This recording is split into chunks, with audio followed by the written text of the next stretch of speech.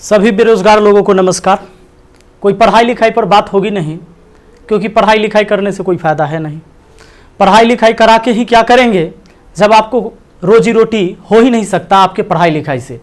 समस्या इस बात की है हमारे देश में कि मोदी जी केवल अपने मन की बात करते हैं। कभी इस जनता के भी मन की बात सुन लिया कीजिए।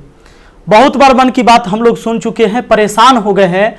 भैया बेरोजगारी इतनी बड़ी हो गई है, इतनी बड़ी हो गई, इतनी ज़्यादा बेरोजगारी हो गई है कि जरा सोच के देखिए कि एक पढ़ा लिखा व्यक्ति जो ग्रुप डी के लिए, जो कि बीएससी कर चुका है, बीए कर चुका है, एमए कर चुका है, पीएचडी कर चुका है, ग्रुप डी के लिए फॉर्म भरता है और 2.5 करोड़ विद्यार्थी फॉर्म भरता है। भैया सोचने वाली बात है। मोदी जी 2.5 करोड़ जनसंख्या युवाओं का कम नहीं होता है।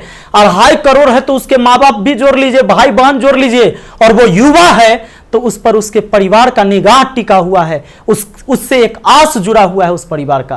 प्लीज आपसे हाथ जोड़कर विनती है हमारी। अब कहिएगा कि आप पगला काहे गया है। लोग कहेंगे, कुछ नेता लोग, देखो हमारा कोई पार्टी या पॉलिटिक्स से कोई मतलब नहीं है। जैसा बीजेपी वैसा ही कांग्रेस, वैसा ही आरजेडी, वैसा ही जदयू, सबका हाल वही है। अगर कांग्रेस का हाल बेकार नहीं होता तो बीजेपी नहीं आता, और आरजेडी का बुरा हाल नहीं होता तो जदयू नहीं आता। सबका यही समस्या है। मुझे किसी पार्टी से मतलब नहीं है, लेकिन मुझे अपने आदरणीय प्रधानमंत्री नरेंद्र मोदी जी से मतलब है। ये छात्र ने आपको बनाया है, ये छात्र ने आपको जिताया है, और केवल आपको अपने मन की बात करने के लिए प्रधानमंत्री नहीं बनाया था। कहेंगे कि तुम्हारा क्या जाता है भैया, तो आपको पता है जब आप देश के खातिर अगर कोई भी चीज युवाओं से आप कहते हैं कि भाई योगदान करो। अभी कोरोना वायरस के समय सब लोगों ने आपका योगदान किया, मैंने भी किया, 1 लाख रुपए डोनेट किया था। मेरा अधिकार बनता है कि मैं आपसे सवाल पूछूं। मीडिया वाले आपसे नहीं पूछेंगे, क्योंकि मीडिया वाले आपके हिसाब से चलते हैं। मीडिया वाले वही चीज दिखाते हैं जो लोगों को देखने में मजा आता है, लेकिन बेरोजगारी पर कोई बात नहीं करेगा। व्यू नहीं होंगे, इसलिए बेरोजगारी पर बात नहीं होगा। उसको चर्चा केवल चाहिए कि रिया चक्रवर्ती किसके साथ आज घूम रही है, कल कहां सोई थी, परसों कहां सोएगी। रिया चक्रवर्ती के बारे में ही केवल चर्चा होगा। लोगों को मजा आता है, उस पर व्यू होता है तो वीडियो उसी पर बनता है, उसी पर लोग चर्चा करते हैं, क्योंकि चैनल का टीआरपी बढ़ते रहे। और ये मजबूरी है हमारी कि एडुकेशन चैनल वाले अब पढ़ाई न करवा के ये सब चीजें पर उतर गए हैं। मैं आपको आज बहुत सारी बातें बताने वाला हूं, करने वाला हूं। जो भी लोग हैं जिनको परेशानी हो, क्षमा चाहते हैं। अब परेशानी हुई है तो क्या कर लीजिएगा, हमको इतना ही कर दीजिएगा। कभी गोली मार देगा कोई तो याद रखिएगा, इतिहास जब लिखा जाएगा तो मरने वालों में लिखा जाएगा, भागने वाले और बिकने वालों में नहीं होगा। सीधी सी बात है।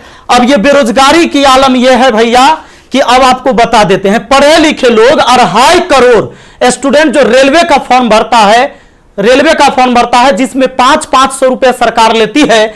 इस तरह से टोटल 12.5 अरब होता है रुपया, यानी कि 12 अरब 50 करोड़। बात समझ में आ रहा है? हमें समझ में आ रहा है, क्योंकि मैथ का मैं टीचर हूं तो मुझे समझ में आता है। हमारा गांव में 5 रुपए ब्याज चलता है मोदी जी, 5 रुपए सैकड़ा महीना का ब्याज चलता है। 3 रुपए मान लेते हैं कि मोटा रकम है तो 3 रुपए। अब 3 रुपए से हमने निकाला 3% से महीना का, क्योंकि महीना में ब्याज चलता है गांव में। तो इस तरह से 12 महीना में 36% हुआ, 2 साल में 72% हुआ, और ये 12.5 अरब का जो ब्याज हुआ वो 9 अरब हुआ। 2 साल आप लटका दिए रेलवे वाला फॉर्म भरवा के लड़का सबको 500 रुपया लेके। अब आप कहिएगा कि एग्जाम के बाद तो हम पैसा लौटा देते हैं, लेकिन बात यहां यह है कि पैसा तो आप लौटा दीजिएगा, 100 रुपया रख लीजिएगा, 400 लौटा दीजिएगा, लेकिन 2 साल में आपने बिजनेस कर लिया है 9 अरब का। भैया बहुत होता है 9 अरब, कोई साधारण बात नहीं है। अब देख लीजिए, आप कहेंगे कि इतना बकर बकर कर रहे हैं, भाई गरीब आदमी है। जब मेरे अकाउंट में केवल 1,23,000 रुपया था ना, तो 1 लाख रुपए हम पीएम केयर फंड में दिए थे। काहे जानते हैं कि कोरोना से लड़ाई लड़िएगा ना, तो कोरोना से लड़ाई लड़िएगा तो देश हित में ही पैसा जाएगा। इस पैसा से जब वैक्सीन बन के आएगा, या हमारे साइंटिस्ट लोग जब इस पर रिसर्च करेंगे वैक्सीन पर, तो खर्च लगेगा। तो आदमी किसके पास जो औकात था, 1 रुपया, 11 रुपया, 100 रुपया, 50 रुपया, 1 करोड़, 500 करोड़, 1000 करोड़ लोगों ने योगदान दिया, जिनसे जो हो सका। पूरा देश आपके साथ खड़ा था, आपके साथ खड़ा था, और याद रखिएगा कि ये युवा बेरोजगार रहेगा तो आपके विरुद्ध खड़ा होगा, भैया तख्ता पलट जाएगा। ये बात पक्का सुन लीजिए, काहे कि आज हम दिल से बात कर रहे, दिल से बात किए थे तब ना मदद किए थे। अब देख लीजिए 30 मार्च को मैंने योगदान दिया था 1 करोड़ रुपए, हमारा तब पागलपन चढ़ल था। हम तो अपन गलती का पश्चाताप जूता से मार के करते हैं, लेकिन याद रखिएगा कि जूता उस नेता को भी पड़ेगा जो वोट मांगने आएगा हमारे यहां। याद रखिएगा, ये पूरा देश में अब बवाल होने वाला है। अगर सही टाइम से एग्जाम नहीं लीजिएगा, युवाओं को रोजगार नहीं मिलेगा, तब आपके मन की बात नहीं होगी। हमेशा ये जनता के भी मन की बात होनी चाहिए। यहां पर आप नहीं, आपको पता चले तो जिन लोगों को बुरा लगता होगा सर्च कर लीजिएगा, प्रधानमंत्री राहत कोष में 1 लाख रुपए का योगदान दिया। मैथ मस्ती लिखिएगा, ये लाइन लिखिएगा, मैथ मस्ती लिखिएगा, जरूर आ जाएगा, आपको पता चल जाएगा। हमारा घर भी करकट का है और फिर भी अकाउंट में 1,23,000 था, 1 लाख रुपया डोनेट किए थे ताकि हमारे देश में खुशहाली आए और इस कोरोना वायरस से हमारा देश लड़े। ए भाई, वो बच्चा के पैसा दिया हुआ है, जो हम पढ़ाते हैं ना, वो वीडियो देखता है ना, वो व्यू होता है, उसे पैसा आता है, वो पैसा हम आपको दिए थे। पाप लगेगा ना, तो तनी ध्यान दीजिए यहां पर। ये देखिए, कहते हैं कथी कि स्थानीय खिलौने बनाकर आत्मनिर्भर भारत बनाइए। खिलौना तो हम बनल है, जैसे मन होता है आप खेल रहे हैं, जो आप कह रहे हैं लोग वही कर रहा है। अब हम कौन खिलौना बने? खिलौना तो जनता बन चुका है आप लोगों का। ये हमारे मोदी जी थे, ये हमारे नीतीश बाबू हैं। इनका चाल सुनिएगा, इनका चाल क्या है। अभी जब चुनाव आने वाला है तो ये बिहार पुलिस के बहाली निकाल देंगे, बिहार पुलिस के बहाली निकाल देंगे तो भारी संख्या में एग्जाम एगो करवा लेंगे, रिजल्ट नहीं देंगे। अब एग्जाम दे के लड़का फसल है कि अगर नीतीश जी नहीं आते हैं तो फिर आगे रिजल्ट नहीं आएगा, कोई ना कोई बवाल। चूंकि बिहार में कोई एग्जाम जो है ये ना है कि साफ सुथरा से हो। आप देख रहे हैं बिहार एसएससी का एग्जाम कितना साल में हुआ है, आदमी बूढ़ा गया, जवानी में दिया था एग्जाम और रिजल्ट आते थे बूढ़ा जाएगा।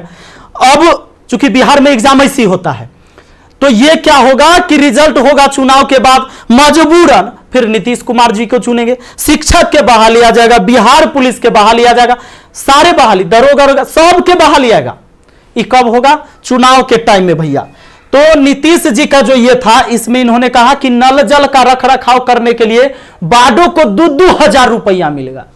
हे प्रभु, ये 2-2 हजार कहला दे रहे हैं, नल जल के दशा दिखा दें।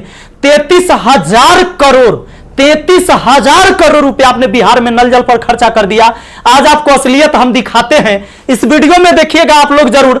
इस वीडियो को इतना शेयर करिएगा कि मुख्यमंत्री से लेकर प्रधानमंत्री तक पहुंचना चाहिए, बिल्कुल पहुंचना चाहिए कि हमारे जहां से हम हैं वहां की स्थिति आपको दिखा देते हैं कि नल जल का स्थिति क्या है। बेरोजगारी तो भैया आपने ऐसी पहुंचा दिया है यहां पर कि लोग अब कुछ करने लायक नहीं है।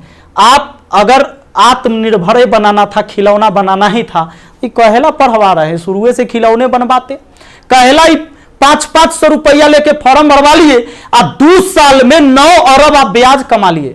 प्रभु क्षमा कीजिए, प्रभु इस पर कोई उपाय कीजिए, वरना आपकी तख्ता पलट जाएगी। और सारे विद्यार्थी, जितने भी छात्र हैं, मैं आप सबसे अपील करता हूं, इस वीडियो को शेयर करिए, जितना ज्यादा शेयर हो।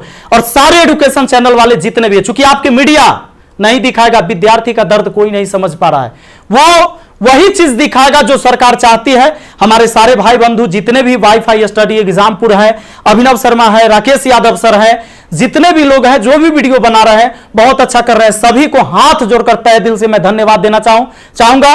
क्योंकि ये विद्यार्थी जो बेरोजगार है ना, उसी के वजह से हमारा रोजगार है, यही बात सच्चाई है। और इसीलिए हम इनके लिए लड़ेंगे, चाहे जो हो जाए। धरना प्रदर्शन होगा, पूरे देश में धरना प्रदर्शन होगा। और जहां ये 2.5 करोड़ विद्यार्थी सड़क पर उतर गया, तो सुन लीजिए, ये बिहार से लेकर दिल्ली तक हिलेगा, ये बात निश्चित है। एक साथ हम हैं, सबके साथ हैं। सारे छात्र आंदोलन करने के लिए तैयार रहिए। एसएससी टाइम से एग्जाम नहीं लेती है। एक तो आप वैकेंसी ही कम निकालते हैं, अब वैकेंसी कम निकालते हैं तो जो निकालते हैं ओकर तो कम से कम एग्जाम ले लीजिए, सही से रिजल्ट ले लीजिए, सही से रिजल्ट दीजिए और एग्जाम सही से ले लीजिए, टाइम से ले लीजिए। एक शेड्यूल बना दीजिए, जैसे मैट्रिक का एग्जाम होता है, 12th का एग्जाम होता है कि इस महीने में होगा, इस महीने में रिजल्ट होगा। उसी तरह एसएससी का भी एग्जाम होना चाहिए, रेलवे का भी एग्जाम होना चाहिए। आपको जितने सीट पर लेना है, लेकिन इसका एक टाइम फिक्स होना चाहिए। कितने इस महीने में एग्जाम होगा, इस महीने में रिजल्ट आएगा, इस महीने तक ज्वाइनिंग होगा, ताकि अंधेरे में लोग ना जिए। हे प्रभु, ये पाप लगेगा अगर इस युवाओं के साथ गरीब के बच्चा ना जनरल कंपटीशन के तैयारी करता है, आर्मी के तैयारी करता है, गरीब के बच्चा जाता है, कम से कम एकरा साथ इतना अन्याय ना कीजिए। ये पाप का घड़ा भर चुका है। मैंने अपने सर पर जूता मारा है। अगर वोट मांगने मेरे एरिया में आइएगा, हम जूता मारेंगे आप लोग को, ये बात पक्का कह देते हैं। आई वीडियो शेयर होना चाहिए। आप सबको इस बात के लिए मैं कहना चाहूंगा कि आप शेयर करिए, इस वीडियो को पहुंचाइए, जहां तक हो सके इसको पहुंचना चाहिए। और हर व्यक्ति आपसे हाथ जोड़कर विनती है कि हल्ला बोल ये नारा लगाइए और सब लोग पहुंचाइए, सब लोग वीडियो बनाइए, जितने भी एजुकेशन से जुड़े हुए हैं, क्योंकि कोई मीडिया वाला आपको दिखाने वाला ये नहीं है। और बस यही बात कहना चाहेंगे और जल्दी आग के तरह इस वीडियो को फैलाइए। और ज्यादा कुछ नहीं बोलेंगे। बेरोजगारी इतना बढ़ गया है कि आप सब कुछ समझ ही रहे हैं।